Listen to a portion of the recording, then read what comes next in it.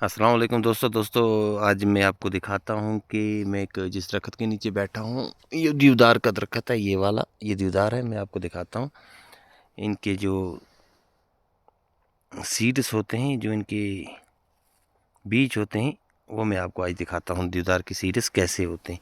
देखिए नीचे की तरफ मैं आपको दिखाता हूँ। आपको ये इससे गिरे हुए बहुत से आपको सीड्स नज़र आएंगे और सीड्स कैसे निकलते हैं मैं आपको वो भी दिखा देता हूँ। देखें, ये इसका सीड है, ये वाला ये देवदार का सीड है। और इसके मज़ीद अगर मैं और देखूं, ये देखें, ये वाला ये इसका सीड है। ये देवदार का कहाँ पे गया, ये वाला ये बचा हुआ, ये वाला ये इसका सीड है। फिर अगर मज़ीद देखेंगे, मैं और देखने की ढूंढने की कोशिश करता हूँ। देखें, ये इसके सीड्स हैं, ये वाला। इसमें ये अगर इसको ऐसे में यहाँ हाथ से थोड़ा दिखाने की कोशिश करता हूँ आपको, ये वाला, क्योंकि ये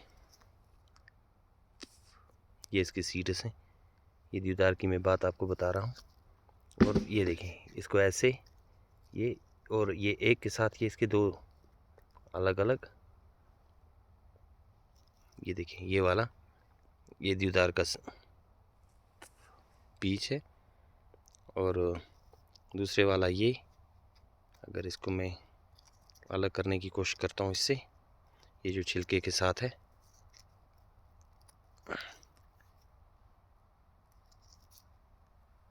तो देखें ये मेरे हाथ में आगे दो, तो ये देवदार के सीड्स ऐसे होते हैं। और आजकल का जो सीज़न होता है, इसमें ये तैयार होकर, और जब हवाएं होती हैं करीब करीब, जब बर्फ़ शुरू होने लगती है, तो ये हवाओं के साथ फिर नीचे गिरते हैं। और यहीं से फिर नया दरख्त फिर से जन्म लेगा, एक और पेड़ उगेगा। जैसे कि यहाँ की तरफ मैं आपको दिखाऊं तो ये वाला, ये इसका, ये देखें, आजकल के सीज़न में ना ये ज़्यादातर ये देवदारों से गिरते हैं। और फिर नई जनरेशन जन्म लेती है, नई से एक और पौध इन जंगलात की जन्म लेती है। फिर जैसे जैसे इसके साथ मज़ीद ये होता है कि क्योंकि जंगलों में अक्सर घास वगैरह के लिए जानवर आते जाते रहते हैं, चाहे मवेशी होते हैं, भैंसें हों, बकरियां हों, या जो भी भेड़ वगैरह या गाय बैल, तो उससे क्या होता है कि ये जिस हिसाब से ये सीड्स ज़मीन पे दरख्तों से ये उतर के नीचे आते हैं, लेकिन उस हिसाब से फिर ये उगते नहीं हैं, क्योंकि ज़्यादातर जानवर जो होते हैं वो घास खाने के लिए यहाँ पे इस पोर्शन में आ जाते हैं, यहाँ पे घास खाते हैं।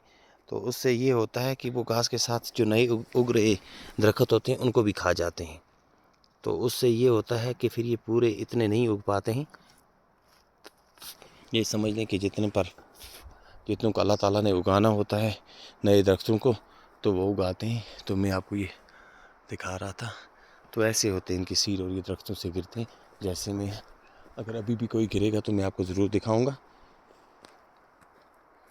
और ऐसे एक और जनरेशन जन्म लेती है और नए दरख्त जन्म लेते हैं। और ये